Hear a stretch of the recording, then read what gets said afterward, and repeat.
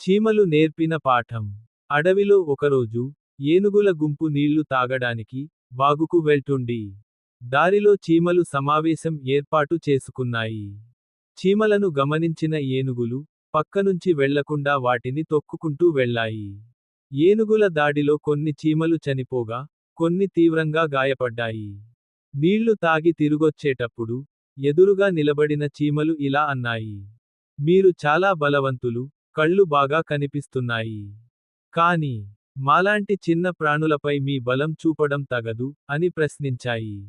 దానికి ఏనుగులు, అది మా ఇష్టం, మాకే సలహాలు ఇచ్చేంత గొప్పవారా మీరు, అని గర్వంగా చెప్పాయి.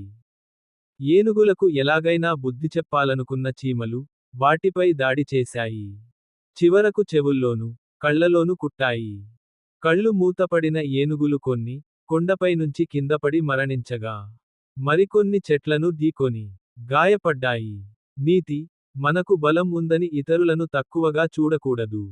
Thank you for watching, and please subscribe to my channel Supraja Moral Stories.